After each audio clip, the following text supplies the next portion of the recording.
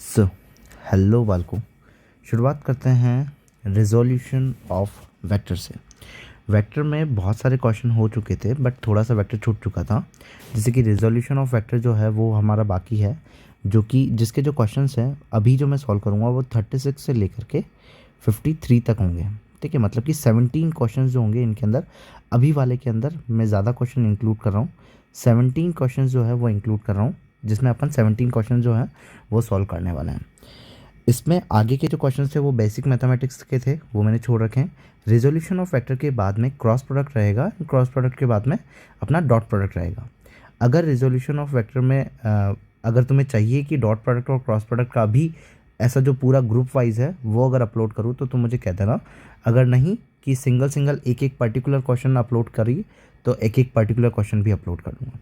So resolution of factor के अंदर अपन 17 question solve करने वाले हैं। स्टार्टिंग में थोड़ा सा थ्योरी के लिए बता देता हूँ कि अगर किसी वेक्टर की डायरेक्शन की बात करें या फिर यूनिट वेक्टर की बात करें कि कोई ए वेक्टर है जो कि यूनिट वेक्टर है, जिसको अगर तुम्हें फाइंड करना हो तो उसमें ए वेक्टर अपॉन में ए वेक्टर का क्या लगता है, मैग्नीट्यूड लगता है। अगर कहीं भी तुम्हें वेक्टर दिया हो कि ए वेक्टर है और इसके कंपोनेंट करने हो और कंपोनेंट करने के लिए तुम्हें थीटा गिवन हो, तो थीटा से जो अटैच लाइन होती है वो तुम्हारी क्या कहलाएगी, कॉस थीटा कहलाएगी। तो ये ए कॉस थीटा बन जाएगा और ये ए साइन थीटा बन जाएगा। ये कुछ दो चार चीज़ें हैं जो कि थोड़ी सी तुम्हें याद रखनी है। जैसे कि कॉस साइन जो है, कोसिन्स जो है वो कैसे रिप्रेजेंट करते हैं। उसमें जो वेक्टर की डायरेक्शन जो होती है, जिसका जो मैग्नीट्यूड होता है, मतलब कि मान लो एक्स एक्सिस के इधर देख रहे हो तो उस एक्स एक्सिस वाला जो मैग्नीट्यूड होगा वो मैग्नीट्यूड अपॉन में पूरा जो तुम्हारा वेक्टर है उसका क्या रखना पड़ेगा, तुम्हें रिजल्टेंट रखना पड़ेगा या फिर उसका भी मैग्नीट्यूड बोल दो। मतलब कि अगर तुम एक्स एक्सिस का लिख रहे हो तो एक्स एक्सिस का नंबर अपॉन में एक्स एक्सिस का पूरा मतलब कि उसमें वेक्टर का पूरा मैग्नीट्यूड। ऐसे करके हैं, शुरुआत करते हैं। ध्यान से क्वेश्चन करते जाना, तुम्हें लगे तो तुम पॉज करके सॉल्व कर सकते हो, बाकी हम करेंगे। सो स्टार्ट करते हैं क्वेश्चन नंबर 36 से। तो क्वेश्चन नंबर 36 जो है वो हमें क्या कह रहा है, what happens when we multiply a vector by 2। किसी वेक्टर को, वी वेक्टर है जिसको 2 से अगर तुम मल्टीप्लाई कर दो तो क्या उसकी डायरेक्शन में फ़र्क आएगा? नहीं, जो आई कैप में था वो तो आई कैप में ही रहेगा, बस उसका जो मैग्नीट्यूड हो जाएगा वो क्या हो जाएगा, डबल हो जाएगा। तो डायरेक्शन रिवर्स होगी यूनिट वेक्टर? नहीं नहीं नहीं, डायरेक्शन रिमेन सेम। हाँ, डायरेक्शन में चेंज नहीं किया तो डायरेक्शन में चेंज होगा भी नहीं, एंड मैग्नीट्यूड जो होगा वो डबल हो जाएगा। तो ऑप्शन नंबर कौन सा हो जाएगा, सेकेंड हो जाएगा। मूव करते हैं सेकंड क्वेश्चन की तरफ, जो कि हमारा है 37th। तो क्वेश्चन नंबर 37th जो है वो हमें क्या कह रहा है कि what is the maximum number of component into which a vector can be resolve. मतलब कि किस किस में देखा जा सकता है। मानते हैं कि ये वाली एक्सिस है और इस एक्सिस के अलोंग अपना पास 3 वेक्टर जो है मतलब कि कोई ए वेक्टर जो है इसको देख रहा है।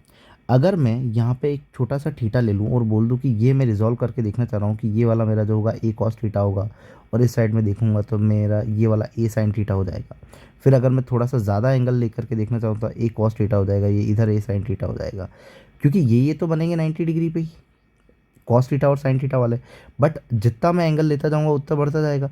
तो वो क्या है कि एक वेक्टर जो है उसको किस डायरेक्शन में देख सकते हो तुम, पूरा ऐसे करते करते करते करते करते करते 360 की डायरेक्शन में सब तरफ से देख सकते हो। मतलब कि इन्फिनाइट टाइम्स, मतलब कि उसको रिजॉल्व कर सकते हो का इन्फिनाइट टाइम्स में रिजॉल्व कर सकते हो। तुम चाहो तो तुम्हारा जो वेक्टर है वो एक्स एक्सिस के इधर है, अब तुम उसे थोड़ा सा टिल्ट कर लो, कि मान लो कि तुमने थोड़ा सा उसको टिल्ट कर दिया तो तुम ये बोलोगे कि ये वाला जो थीटा है, जो थीटा बना है वो ए कॉस थीटा हो जाएगा तुम्हारे लिए और ये क्या हो जाएगा, ए साइन थीटा होगा। अगर तुम इधर देखना चाहोगे और बाहर निकालना चाहोगे जेड एक्सिस की तरफ तो भी निकल जाएगा, पीछे निकलना चाहोगे तो भी निकल जाएगा, नीचे निकालना चाहोगे तो भी निकल जाएगा। तो बहुत सारी डायरेक्शन में अपन उसको क्या कर सकते हैं, रिजॉल्व कर सकते हैं।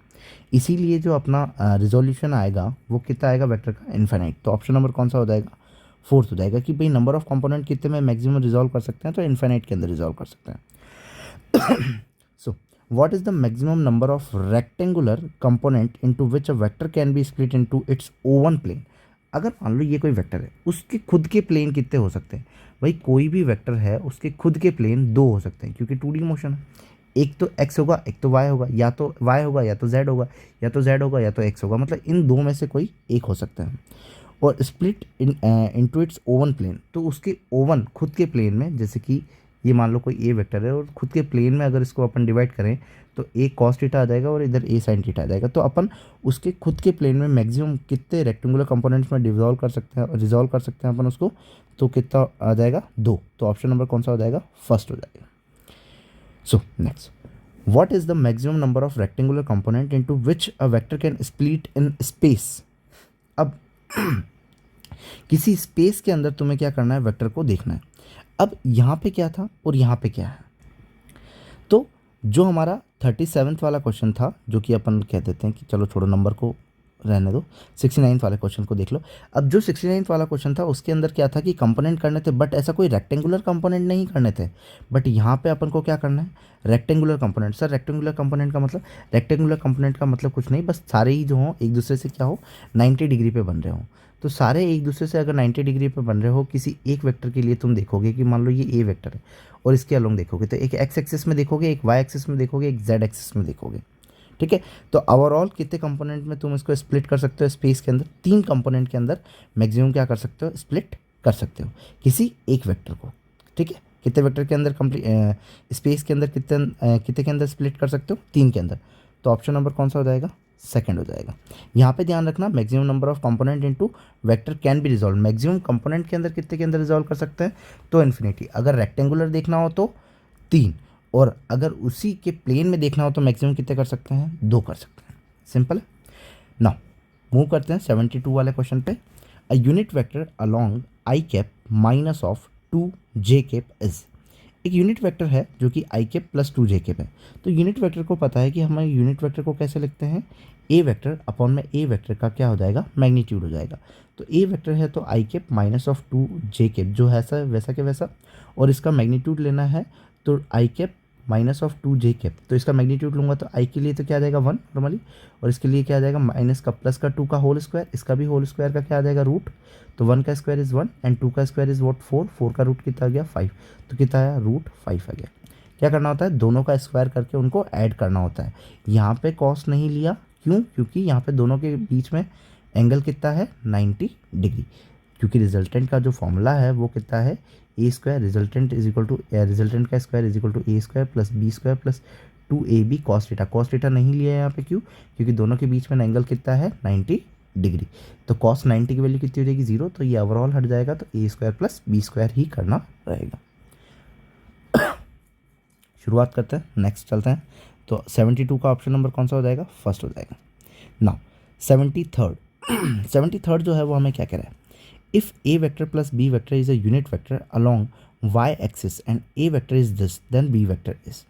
ठीक है, so A vector and B vector जो है वो एक यूनिट वेक्टर है, मतलब कि A vector plus B vector बोला हुआ है इन्होंने। तो अपन कर लेते हैं कि A vector plus B vector, इनका जो रिजल्टेंट है या जो आंसर आएगा वो क्या होना चाहिए, सिर्फ और सिर्फ कहाँ होना चाहिए, वाई एक्सिस में होना चाहिए। कहाँ होना चाहिए, वाई एक्सिस में। वाई एक्सिस में मतलब कहाँ होना चाहिए, सिर्फ और सिर्फ जे कैप में होना चाहिए। तो बी जो होगा वो क्या होगा, तो ए वेक्टर को लिखूँगा तो I vector minus J plus K is plus B vector is equal to कहाँ होना चाहिए, सिर्फ और सिर्फ जे के अंदर होना चाहिए। यूनिट वेक्टर बोला है, यूनिट वेक्टर का मतलब क्या हो गया, जिसका मैग्नीट्यूड जो होता है वो भी कितना होता है 1 होता है। तो जे का मैग्नीट्यूड क्या रहेगा 1 ही रहेगा। ठीक है सर, अब बी को देखने के लिए मैं आई को कहाँ भेज दूंगा, उस साइड भेज दूंगा, तो क्या हो जाएगा माइनस ऑफ आई कैप हो जाएगा। ये प्लस का जे जो है तुम्हारा वो के वही है, इस साइड माइनस का जे है तो ये इधर आके प्लस का जे कैप हो जाएगा। ये प्लस का के कैप है तो माइनस का के कैप हो जाएगा। सो बी वेक्टर जो होगा वो तुम्हारा क्या होगा, minus of I cap plus of 2 J cap minus of के कैप। तो minus of I cap minus of I cap minus of के कैप माइनस ऑफ के 2 जे कैप। तो ऑप्शन नंबर कौन सा हो जाएगा, फोर्थ।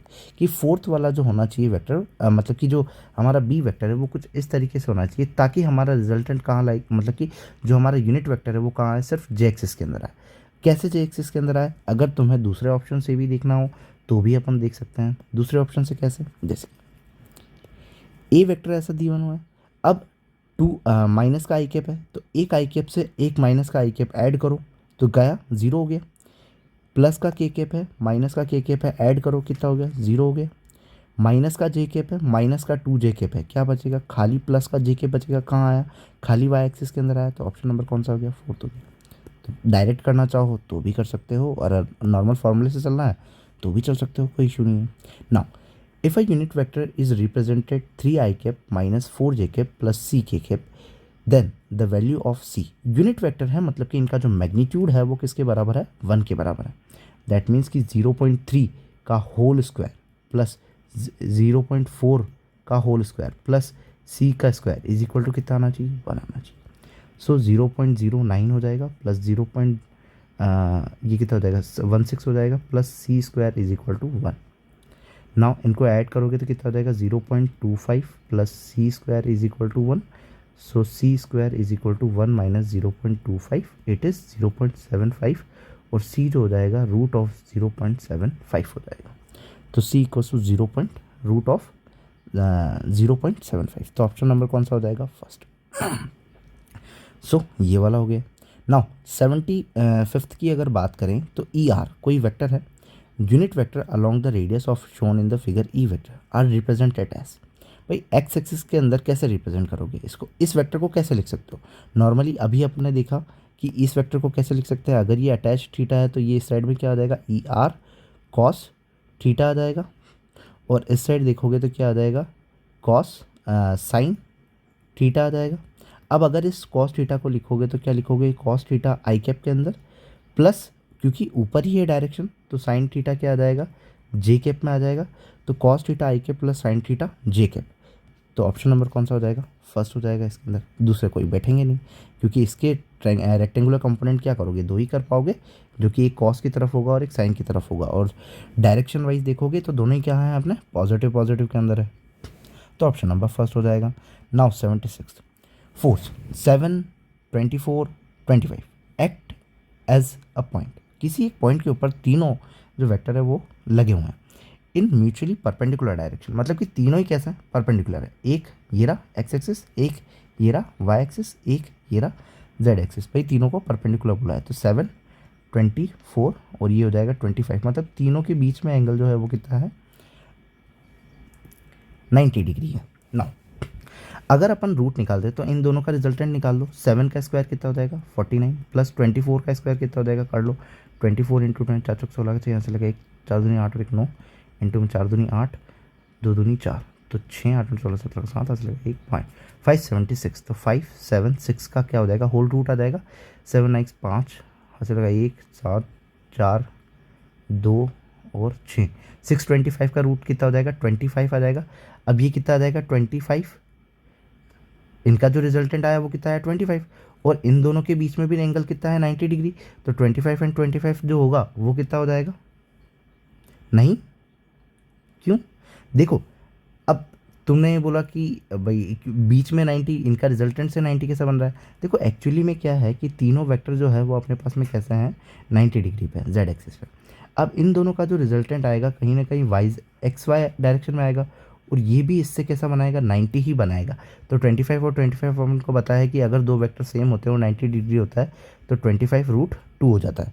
तो अपना ऑप्शन कौन सा हो जाएगा, फोर्थ 25 रूट 2, कि मैग्नीट्यूड ऑफ रिजल्टेंट फोर्स जो होगा वो क्या हो जाएगा 25 रूट 2। सिंपल है ना।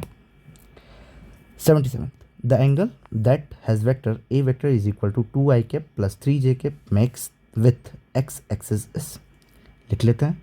ए वेक्टर है जो कि 2i कैप का है, तो लिख देते हैं प्लस एक्सिस में है ना, तो ये 2i कैप प्लस का 3j कैप है, तो प्लस का 3j कैप है, ये कर देता हूँ प्लस का 3j कैप है, और ये कोई वेक्टर है।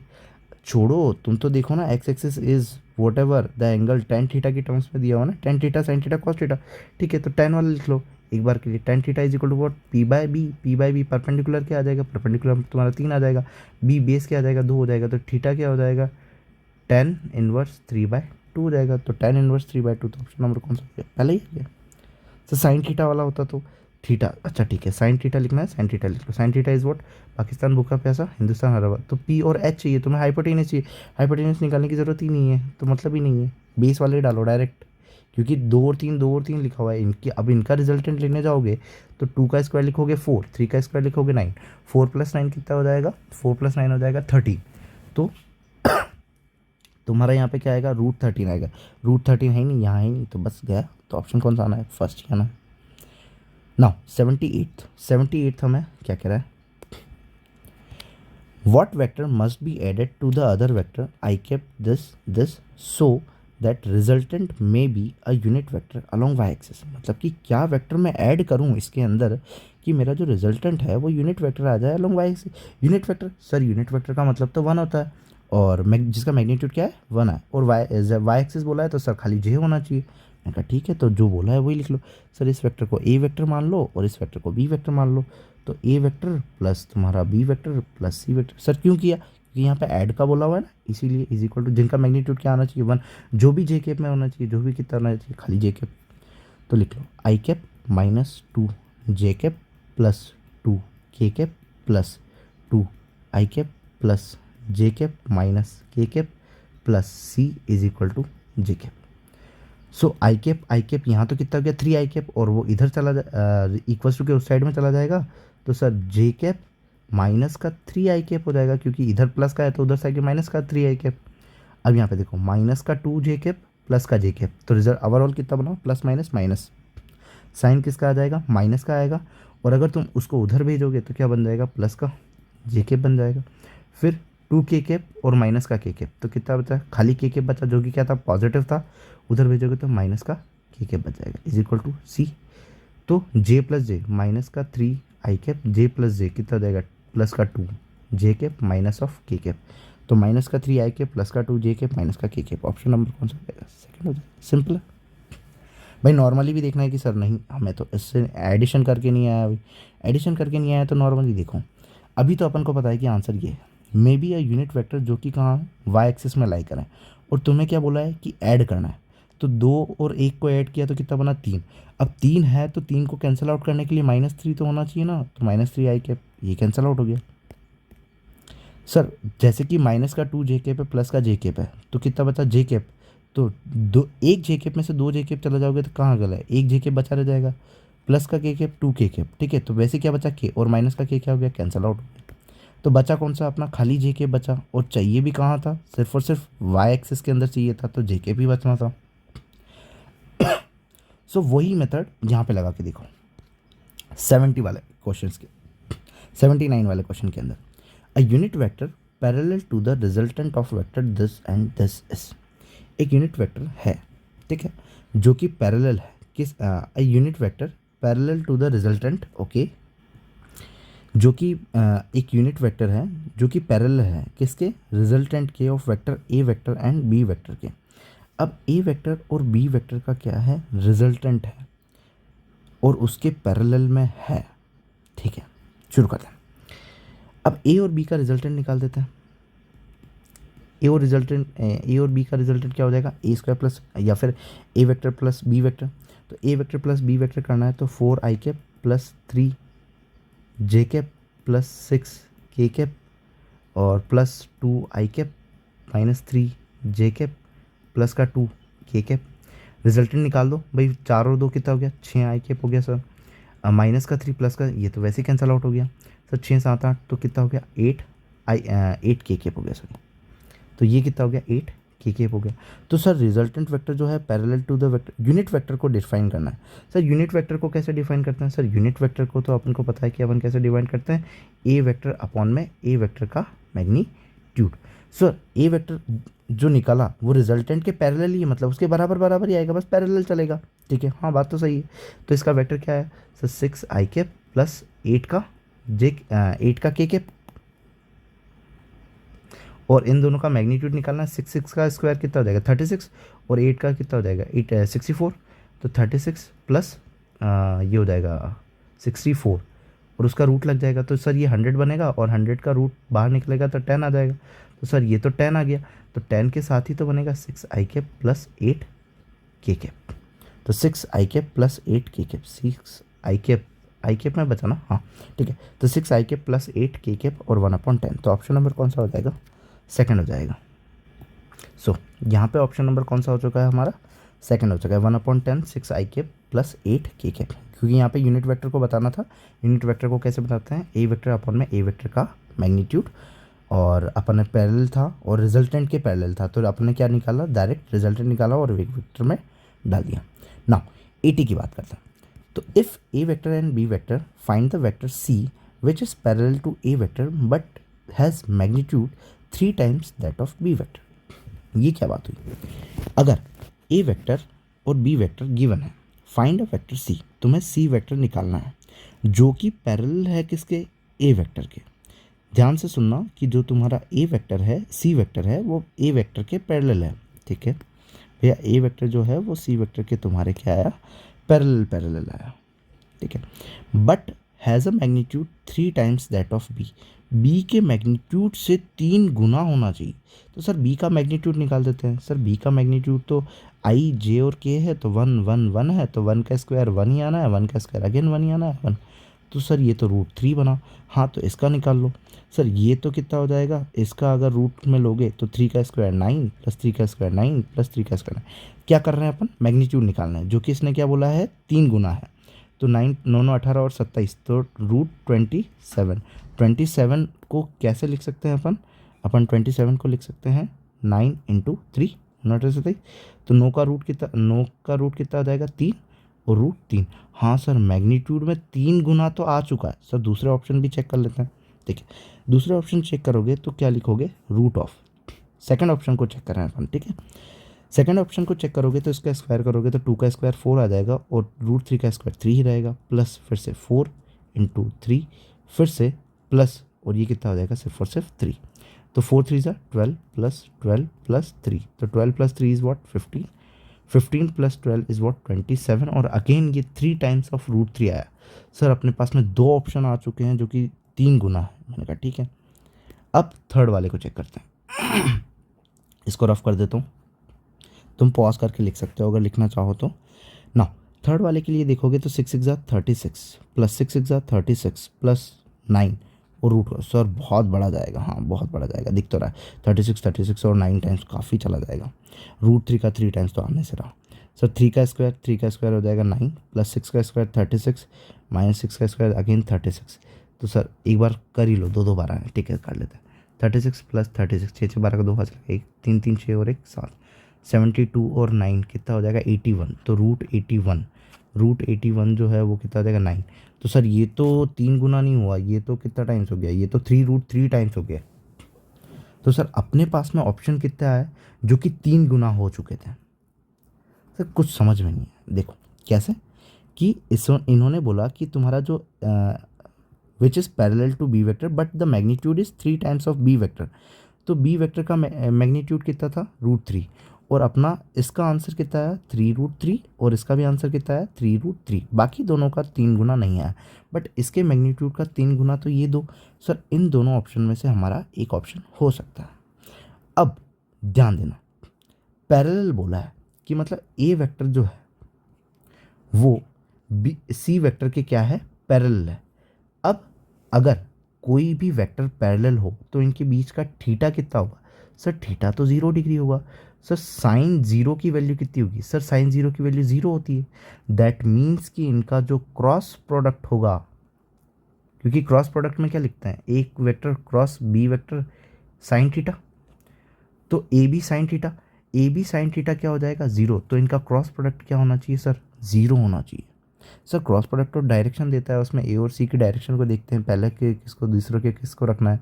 अभी छोड़ो डायरेक्शन वाला, अभी डायरेक्ट देखो कि भाई तुम्हारे पास जो क्रॉस प्रोडक्ट है, क्रॉस प्रोडक्ट जो है वो तुम्हारा क्या होना चाहिए? 0 होना चाहिए। नॉर्मली अगर तुम ऐसे देख करके सॉल्व करना चाहते हो तो भी कर सकते हो। सो तुम क्रॉस प्रोडक्ट 0 करने की कोशिश करते हो। तो मैं ऊपर वाला रफ कर लेता हूँ। अगर क्रॉस प्रोडक्ट तुम्हें 0 करना है तो अपन देखते हैं कि 3i कैप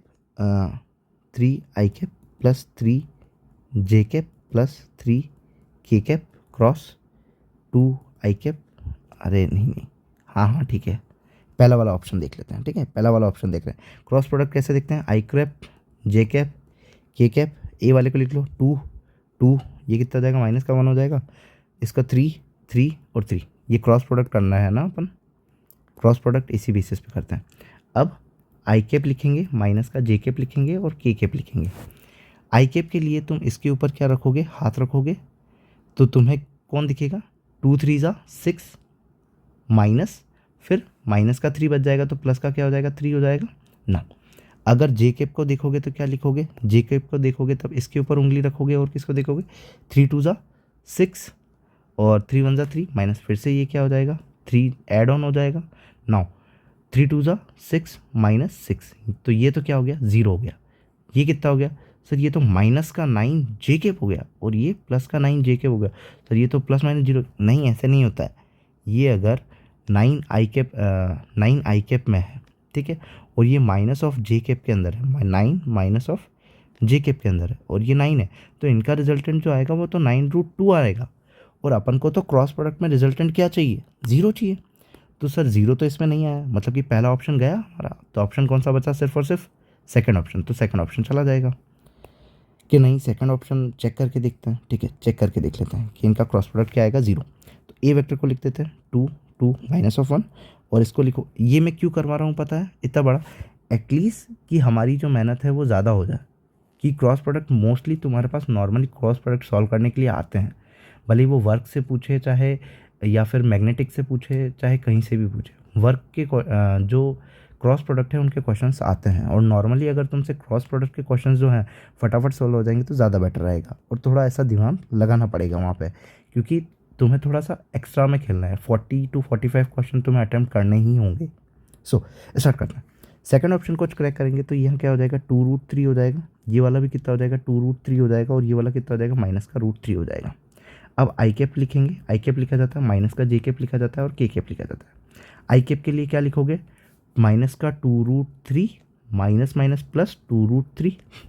फिर जे कैप के लिए क्या लिखोगे, माइनस का 2√3 प्लस का 2√3।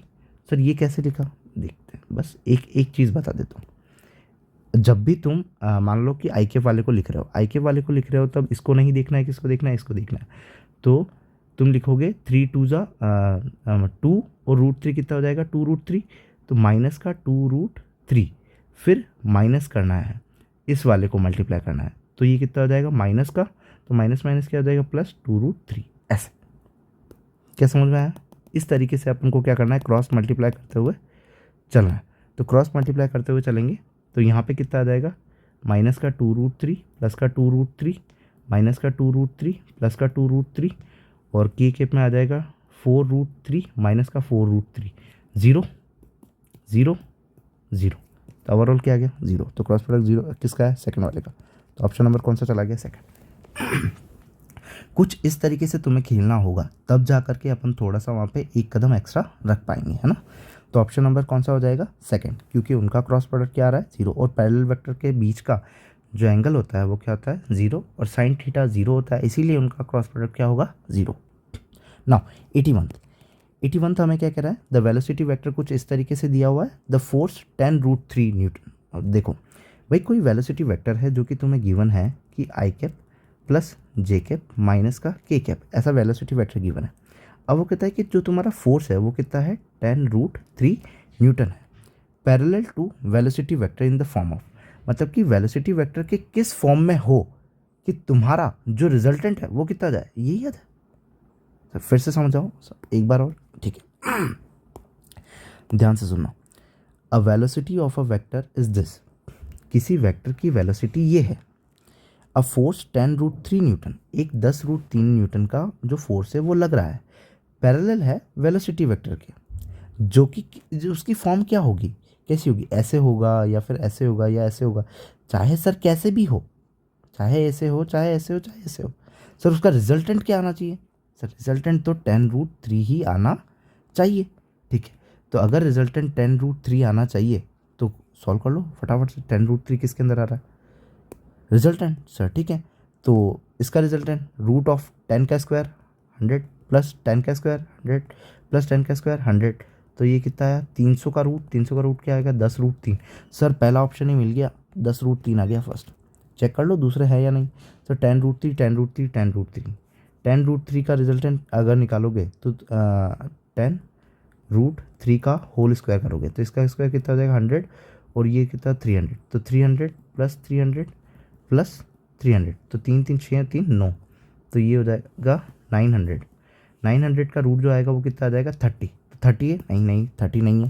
नाउ आई जे कैप ये नहीं आना, तो ऑप्शन नंबर कौन सा है, फर्स्ट है, सिंपल।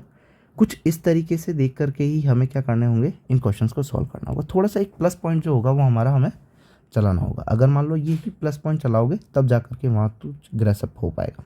नाउ 82 इसमें नॉर्मली कुछ नहीं किया अपन ने, बस ये देखा कि उसने बोला कि यार पैरेलल वेक्टर है और 4 जो है वो 10√3 है, तो किस फॉर्म में होना चाहिए।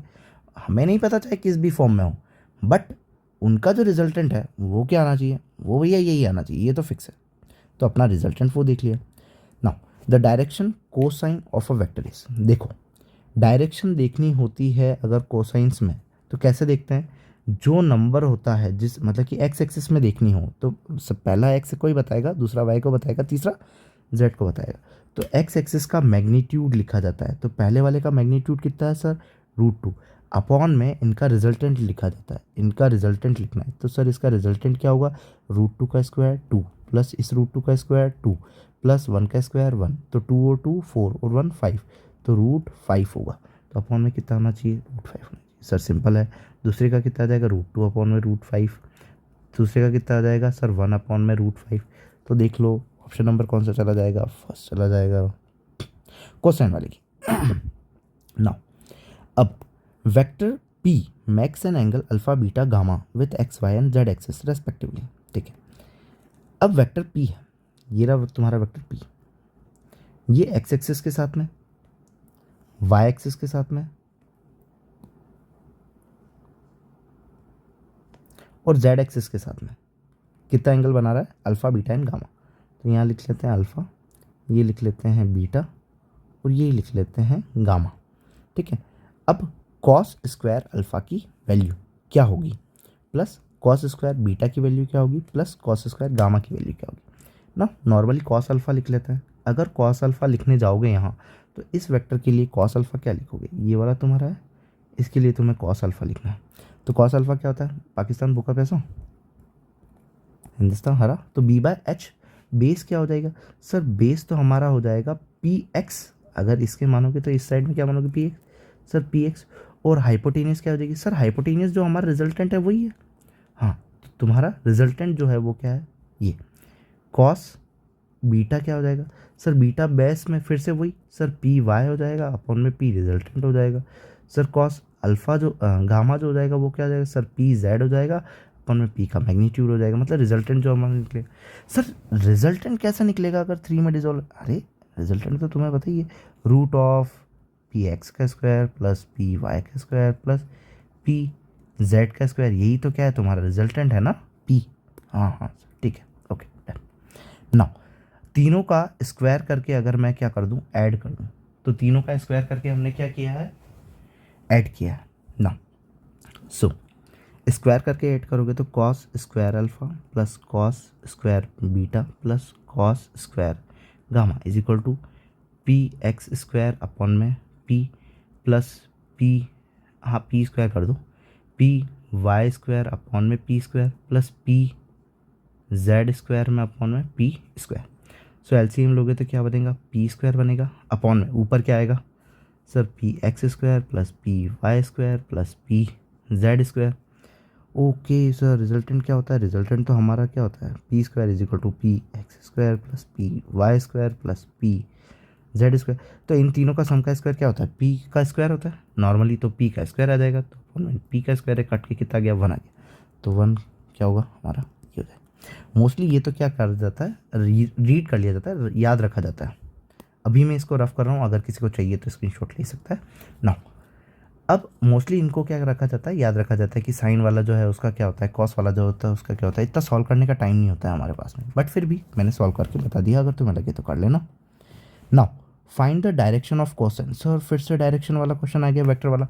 Normally A vector minus B vector बोला ना, जैसा बोला है वैसा कर लो, अपॉन में उसमें नीचे क्या रख देना है तुम्हें, मैग्नीट्यूड रखने देना। ठीक है, तो अभी तो A vector minus B vector करना है, तो A vector minus B vector कर लो। Normally A vector minus B vector कैसे लिखोगे, 2i cap plus 3j cap plus k cap minus 2i cap plus 2j cap plus 3k cap. अब इनको क्या करना है, नॉर्मली देख लो, 2i कैप और 2i कैप गया, 3i कैप और 2j कैप, तो कितना बचा, j कैप बचा खाली, plus k cap 3k cap, तो प्लस का कितना अरे नहीं नहीं नहीं नहीं, सॉरी सॉरी सॉरी, यहाँ पे मैंने साइन तो देखा ही नहीं। माइनस करना है ना, तो साइन अंदर के चेंज भी तो होंगे, साइन अंदर का सेम थोड़ी ना रहेगा, ब्रैकेट में है ना माइनस, ऐसे लग करके माइनस हुआ तो सारे साइन चेंज हो जाएंगे, ब्रैकेट ओपन होगा तो सारे साइन चेंज हो जाएंगे, तो माइनस का 2i माइनस और ये माइनस, ठीक है। सो 2i में 2i किया, ये तो वैसे ही गया, जीरो हो गया। 3j माइनस ऑफ 2j कितना हो जाएगा, खाली j बच जाएगा, प्लस का k माइनस का 3k तो माइनस का 2k बच जाएगा। सर ये जो बचा ना, ये हमारा क्या बचा, ये तुम्हारा बचा i और j। तो सर i तो आया ही नहीं, i तो आया ही नहीं, तो मतलब i क्या होना चाहिए, जीरो। सर ऑप्शन इसमें है, सर इसमें नहीं है, इसमें नहीं है, सर इसमें है। तो सर फर्स्ट हो सकता है, सेकंड नीचे क्या लिखा जाता है, पहले तो क्या लिखा जाता है, मैग्नीट्यूड लिखा जाता है भाई। मान लो कि जे के लिए लिखोगे तो मतलब तुम वाई के लिए लिख रहे हो, वाई के लिए क्या लिखोगे, 1 अपॉन में नीचे क्या लिखोगे, मैग्नीट्यूड। मैग्नीट्यूड क्या होगा सर, 1 का स्क्वायर जे और 2 का स्क्वायर कितना हो जाएगा 4, तो 1 का स्क्वायर तो 1 ही होता है, और रूट तो कितना आया, √5 आया, तो 1√5। वाई के लिए माइनस का 2 अपॉन में √5। सर एक्स तो है ही नहीं, तो एक्स तो क्या आएगा, 0, तो 0 1/√5 माइनस 2/√5। तो ऑप्शन नंबर कौन सा चला गया, फर्स्ट वाला। बस कोसाइन को दिखाने के लिए अपन को यही करना पड़ता है, उसका मैग्नीट्यूड अपॉन में नहीं, उसकी डायरेक्शन अपॉन में उसका पूरा मैग्नीट्यूड लिखा जाता है ना। So here is the last question, 17 question कर लिए, टाइम 36 हो चुका है। थोड़ा सा वो पूरा सॉल्व करने की वजह से क्या हो गया, थोड़ा सा टाइम डिले हो गया, वरना तो अपना 17 क्वेश्चन है, 17 मिनट में आराम से हो सकता है। ठीक है, चलते हैं 85th क्वेश्चन के ऊपर। 3 forces are acting on a particle as shown in the figure to have a resultant force only along y axis। Resultant हमेशा, रिजल्टेंट अपन को किस तरफ चाहिए, सिर्फ y एक्सिस। तो सर x वाला 0 कर दो, ओके समझ गए तुम। Resultant force only along the y axis, y direction, the magnitude of the minimum addition force needed. मतलब कि मिनिमम एडिशन कितना करें हम वेक्टर के अंदर, मैग्नीट्यूड के अंदर, ठीक है। The magnitude of the minimum, magnitude के अंदर तुम्हें मिनिमम क्या करना है, एडिशन करना है, तो वो करना है। सर ऐसा करता है, इस 2 वाला जो वेक्टर है ना, इसके मैं कंपोनेंट कर देता हूँ। 2 वाला का थीटा जो है वो कितना दिया हुआ, 30 डिग्री दिया हुआ है, तो वाई एक्सिस के अंदर क्या आ जाएगा, 2 cos 30 डिग्री, और एक्स एक्सिस के अंदर क्या आ जाएगा, 2 sin 30 डिग्री ना। अब जो तुम्हारा ये 1 वेक्टर वाला था, उस 1 वेक्टर वाले की कर रहे हैं कंपोनेंट। उस 1 वाले के अगर तुम कंपोनेंट करोगे तो तुम्हारे 2 कंपोनेंट आएंगे, एक आएगा वाई एक्सिस में, एक आएगा एक्स एक्सिस में। वाई एक्सिस में क्या हो जाएगा, थीटा अटैच है, तो 1 cos 30 डिग्री, तुम खुद से भी कर सकते हो, यहाँ पे आ जाएगा 1 sin 30 डिग्री। इस साइड में 4 न्यूटन वाले के कंपोनेंट करोगे तो ऊपर की तरफ एक आएगा और नीचे की तरफ ही एक आएगा, जो कि कितना होगा, 4 cos 60 डिग्री, यहाँ आ जाएगा 4 sin 60 डिग्री ना। सर तुम्हें एक्स एक्सिस में जाना ही नहीं है, तुम्हारा रिजल्टेंट कहाँ आना चाहिए भैया, वाई एक्सिस में आना चाहिए। तो सर एक्स एक्सिस को 0 कर दो, एक्स एक्सिस को 0 कैसे करूँ भैया, 4 और cos 60, 4 cos 60 की वैल्यू कितनी होती है, cos 60 की वैल्यू होती है 1/2, तो ये कितना है सर 2। सर इधर भी कितना हो जाए, 2 हो जाए, तो एक्स एक्स वाले कट गए। जो रिजल्टेंट आना होगा, चाहे कम आया चाहे ज़्यादा आया चाहे कितना भी आया, हमें कोई मतलब नहीं, आया कहाँ, खाली वाई एक्सिस के अंदर, क्योंकि एक्स तो वैसे 0 हो गया। सो 2 sin 30 की वैल्यू क्या हो जाएगी, 2 sin 30 की वैल्यू हो जाएगी 2 × 1/2, और 1 sin 30 की लिए कितनी हो जाएगी 1/2, तो ये कटा कितना है 1 1 + 1/2, एक है और आधा है, तो कितने की ज़रूरत है हमें भाई, 2 करने, एक है और आधा है, तो 2 करने के लिए कितने की ज़रूरत है सर, 2 करने के लिए आधे की और ज़रूरत है, कि आधा अगर ऐड कर दो तो 2 हो जाए और ये कट जाए, तो आधा ऐड कर दो तो कितना ऐड कर दो, 0.5 न्यूटन। तो ऑप्शन नंबर कौन सा हो जाएगा, थर्ड हो जाएगा। सिंपल है। देखो एक्चुअली क्या था, वाई डायरेक्शन में देखना था, एक्स में 0 कर दो। अब एक्स में 0 करोगे तो तुम्हारा एक्स में कितना आ रहा है, 2 आ रहा है। अब एक्स में इधर 2 लाने के लिए तुम्हारे पास 1 + 1.5 कितना हो गया, 3/2 हो गया। तो अब 3/2 में कितना चाहिए 2 के लिए, सर 1/2 और चाहिए, तो 1/2 का मतलब 0.5 क्या करना होगा, ऐड करना होगा। डायरेक्शन वैसे ही नहीं पूछी कि किधर करना है। तो यहाँ अपना ख़त्म होता है रिजोल्यूशन ऑफ वेक्टर। अब सिर्फ और सिर्फ हमारे पास आता है cross product and dot product. अब तुम्हारे ऊपर है, अगर तुम मुझे कमेंट करके कहते हो कि सिंगल पर्टिकुलर क्वेश्चन अपलोड करना है तो मैं अपलोड कर सकता हूँ, नहीं सिंगल नहीं करना है, डायरेक्ट आप 30 या 20 क्वेश्चन जो है उनका एक लेकर के क्रॉस प्रोडक्ट और डॉट प्रोडक्ट करके कर दो, तो भी मैं कर सकता हूँ। Whatever you need, it's only depends on you. So if you like then please subscribe. Thank you.